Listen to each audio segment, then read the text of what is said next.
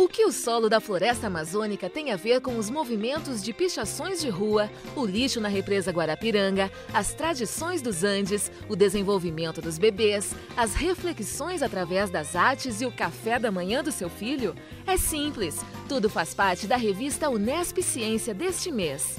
Confira no programa de hoje os resumos das matérias da revista Unesp Ciência e acesse o conteúdo na íntegra no site www.unesp.br/revista. E na matéria especial do mês, saiba como a poluição sonora pode afetar a comunicação dos golfinhos. Em parceria com a revista Unesp Ciência, nossa equipe conversou com o zoólogo Mário Rolo, professor do campus experimental da Unesp em São Vicente.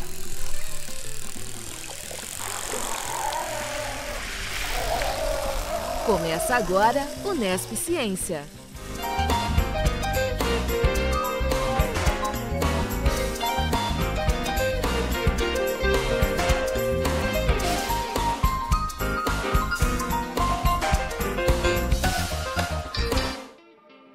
Uma experiência pioneira de reflorestamento está em curso na Amazônia, no interior de Rondônia. Em 1999, agrônomos de Jaboticabal deram início ao que parecia uma missão impossível: recuperar solos arruinados por mineração de cassiterita. As minas mais antigas foram abertas ainda nos anos 50, primeiro por garimpeiros, depois por empresas que mecanizaram a extração da cassiterita. Exauridas, várias estavam desativadas há décadas, sem que a floresta tenha avançado significativamente sobre elas. A discussão dos pesquisadores Vanderlei Melo, da Unesp de Jaboticabal, Admilson Ribeiro, da Unesp de Sorocaba e Regina Longo, da PUC de Campinas, é saber se a floresta jovem, que nasceu no lugar, já atingiu autonomia e está cumprindo suas funções ecológicas. Os gráficos da Zona Leste, HGTNY... Estudo revela o mundo da pichação paulista, sua grafia, significados, protagonistas e organizações. Para a maioria dos moradores das grandes e médias cidades brasileiras, a pichação não passa de um ato de vandalismo que degrada a cidade visualmente. Pouca gente sabe o significado, a história e a teia social que estão por trás dos rabiscos quase sempre ilegíveis, estampados em muros e fachadas. A dissertação de mestrado do filósofo e sociólogo gaúcho Daniel Mitman acabou revelando um paradoxo. A pichação em São Paulo cresce à medida em que a repressão aumenta. No Brasil, a pichação é considerada ato de vandalismo e crime ambiental. Mas o pesquisador vê a pichação como algo positivo no seguinte aspecto: ela traz questionamentos, traz um incômodo que leva a repensar algumas formas de se visualizar a cidade. Em parceria com a Sabesp, pesquisadores da Unesp em Botucatu projetaram e construíram embarcações com sistemas inteligentes para fazer a coleta de lixo e do excesso de algas e plantas aquáticas que ameaçam a qualidade da água da represa de Guarapiranga. 2 equipamentos novos feitos pela Unesp de Botucatu, que tem um braço. Então, um é para tirar macrófita. Essas plantas que ficam na superfície da represa, tem época que quase impedia a navegação. Então ela pega a macrófita e põe no barco e dali vai para o caminhão e para o aterro sanitário. E o outro equipamento novo, o novo barco também feito pela Unesp de Botucatu, é um braço de grande profundidade. Ele vai no fundo da represa e ele tira o lixo do fundo da represa. Para banir a feitiçaria no Império Inca, os conquistadores criaram as campanhas de extirpação de idolatrias. Prima da Inquisição, a perseguição ajudou a desarticular o poder local e ainda ensinou muito aos jesuítas sobre as plantas medicinais. A Diablada é uma herança do complexo e nada pacífico encontro de 2 diferentes culturas, ocorrido nos tempos da conquista espanhola, entre os séculos XVI e XVII. É nesse momento que os conceitos de Deus e diabo como entidades separadas são introduzidos pelo europeu no imaginário inca. Uma dualidade que não existia para os índios, de acordo com Ana Raquel Portugal, pesquisadora do Departamento de História da América da Unesp de Franca. A pesquisadora explica também que o sincretismo de fato existe, mas isso não quer dizer que o povo andino tenha deixado de acreditar em suas antigas tradições.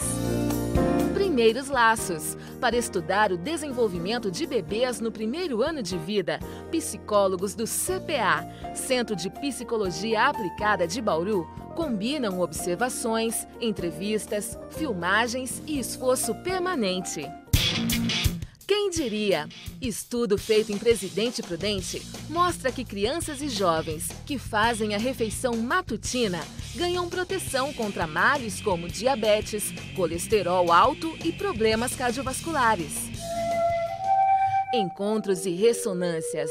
De passagem por São Paulo, a artista plástica portuguesa Virginia Frois tem uma obra de poderoso impacto visual que contrasta peso e leveza. Você pode ler todo o conteúdo da revista Unesp Ciência na íntegra. Acesse www.unesp.br/revista. No próximo bloco, confira a matéria especial deste mês. Nossa equipe foi até Cananéia, no litoral sul paulista, para saber como os ruídos causados pelos seres humanos contribuem para modificar a comunicação dos golfinhos. Unesp Ciência volta já.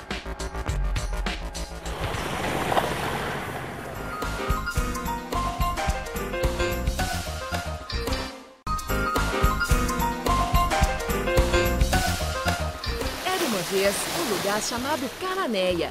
Um dia, uma linda sereia de longas madeixas douradas habitou as águas deste lugar. Ela queria ganhar de presente um pente e uma fita. Mas ela não ganhou os presentes que tanto queria por causa da ganância de dois pescadores que combinaram de matar a sereia para ficar com o ouro que cobria seu corpo, metade peixe, metade mulher. A sereia ficou muito brava com a atitude dos pescadores e praguejou. Acabou-se Cananéia!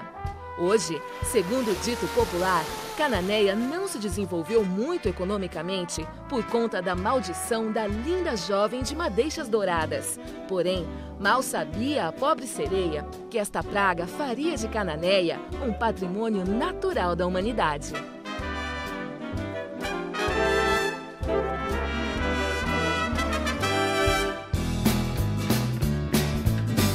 Cananéia é uma pequena cidade do litoral sul do estado de São Paulo, na divisa com o estado do Paraná. A beleza natural da região chama a atenção pela área de Mata Atlântica, preservada em meio à restinga e ao manguezal, o que faz do município um dos 5 estuários menos degradados e mais produtivos do mundo.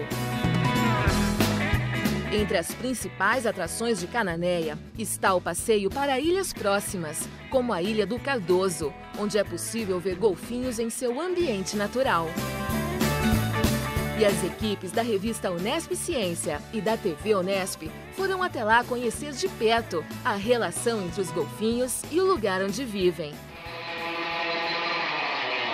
A viagem de Bauru até Cananéia foi longa. Nossa equipe ficou mais de 8 horas na estrada.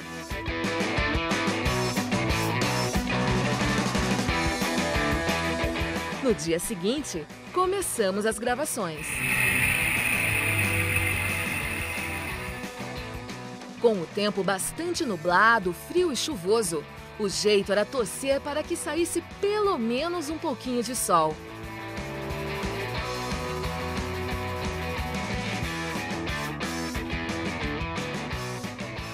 Logo, fizemos a primeira parada.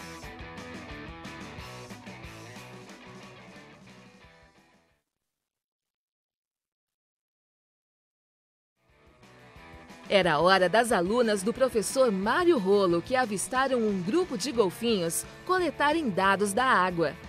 Com este tipo de coleta, Rebeca Natal e Amanda Jodas, estudantes do curso de Ciências Biológicas da Unesp em São Vicente, analisam fatores importantes para a pesquisa como, por exemplo, temperatura da água, índices de poluição e profundidade. A direção da correnteza e a velocidade do vento também são medidas pelas alunas.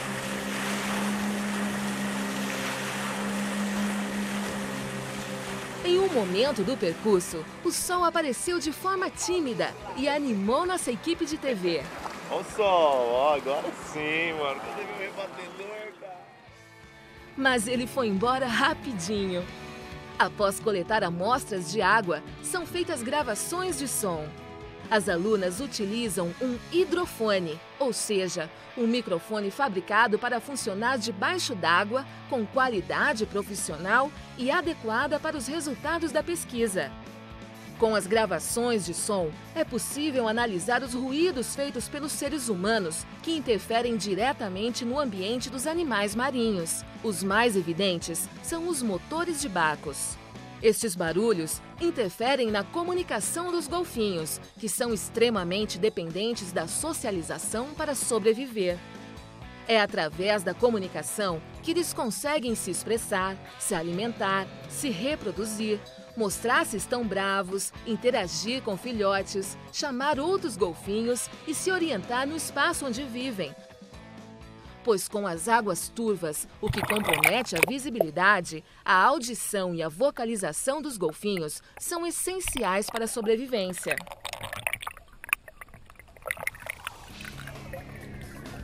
Enquanto os barcos seguem à procura de mais sons de golfinhos, avistamos um grupo de guarás se alimentando. O professor Mário Rolo explica que quanto mais vermelha a plumagem dos guarás, melhor a condição ambiental, o que significa que o lugar oferece boa alimentação para as aves. Dever cumprido. Com as coletas do primeiro dia concluídas, os barcos voltam para a base de pesquisa, claro, embaixo de chuva.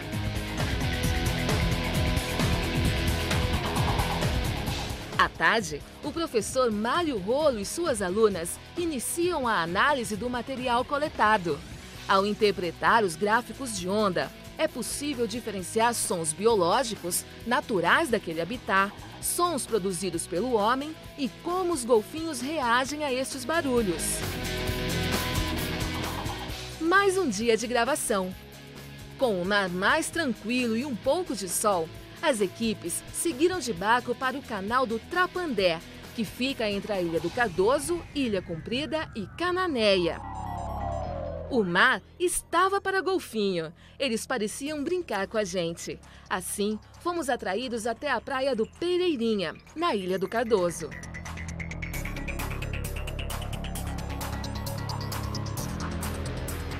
Lá, 3 golfinhos, 2 adultos e um filhote, pareciam se multiplicar.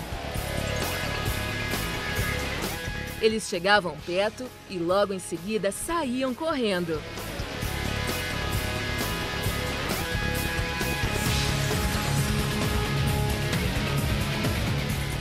De volta para a base, nossa equipe conversou com o zoólogo e professor Mário Rolo sobre as pesquisas feitas no litoral sul paulista e como os barulhos contribuem para modificar a comunicação dos golfinhos. Existe uma tendência na pesquisa em bioacústica marinha de se buscar entender os componentes do som ambiente marinho que interferem ou não interferem na comunicação sonora dos mamíferos marinhos, que dependem predominantemente desse sentido para se comunicarem e se relacionarem com o mundo à sua volta.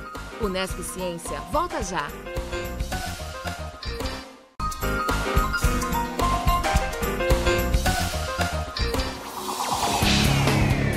O professor Mário Rolo e sua equipe utilizam a base de pesquisa do Instituto Oceanográfico da USP, Universidade de São Paulo. O instituto existe há mais de 50 anos.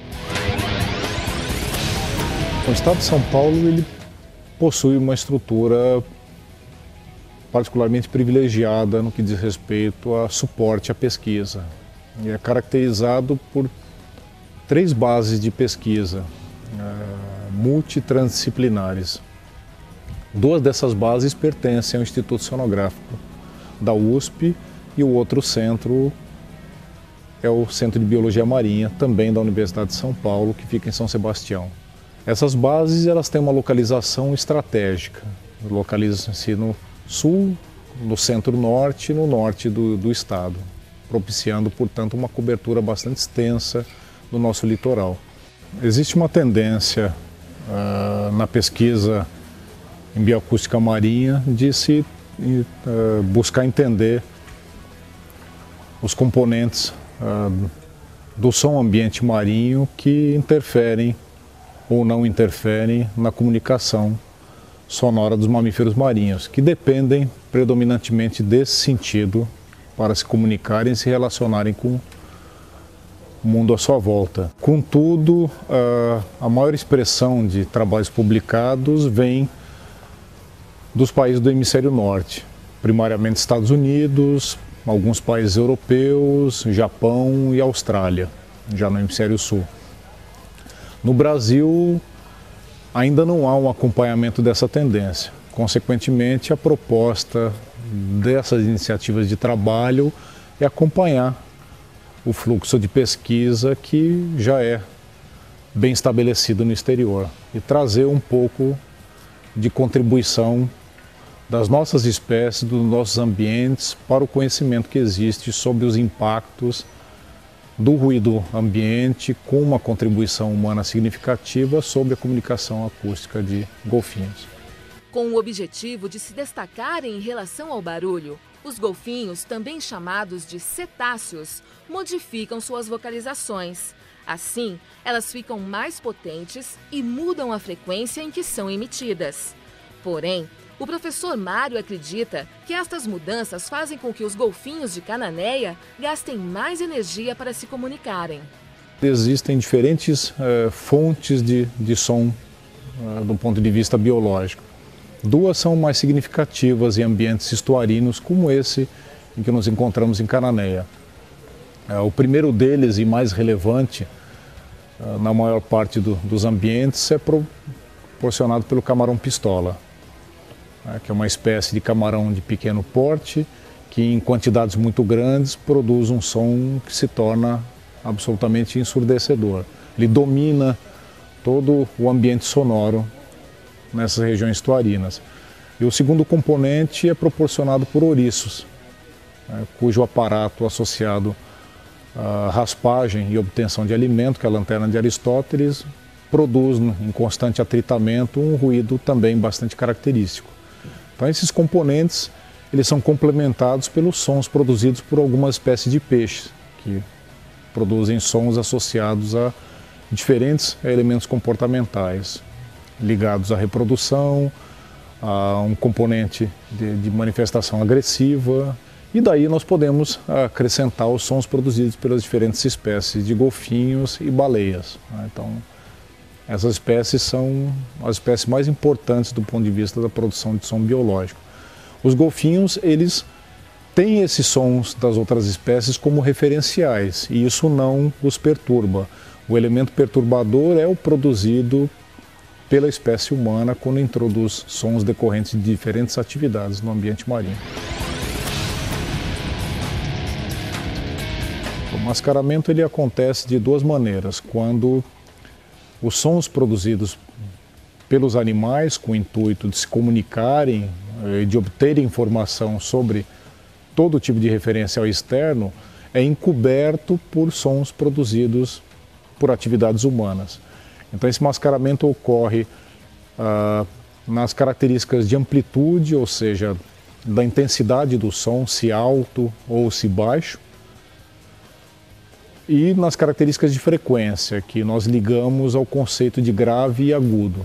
Então nós podemos ter um mascaramento isoladamente dos componentes de intensidade e um mascaramento somente nos componentes de frequência, que se sobrepõem aos sons produzidos pelos animais. Então, acredita-se que os animais tendam a burlar esse mascaramento, modificando características da intensidade e da frequência dos sons que eles emitem naturalmente. Se você percebe que há uma resposta constante a esse tipo de emissão de origem humana, então está caracterizado uma alteração comportamental ligada a essa interferência.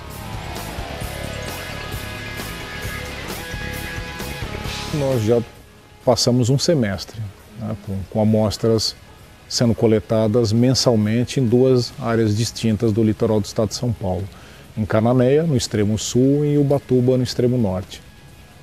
Então são áreas com características distintas, ambientes com margens distintas, ocupação de manguezais na região de Cananéia e ocupação de costões rochosos e praias arenosas na região de Ubatuba.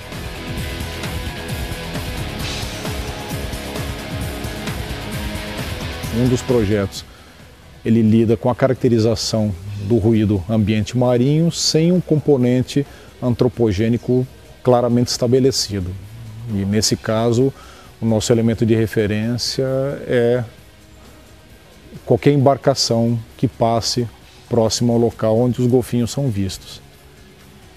E a abordagem complementar é com a introdução do componente sonoro trazido pelas embarcações. Então, em que diferem as respostas dos animais a um ambiente acústico com condições controle e um ambiente já para o qual você tenha um som de origem humana introduzido?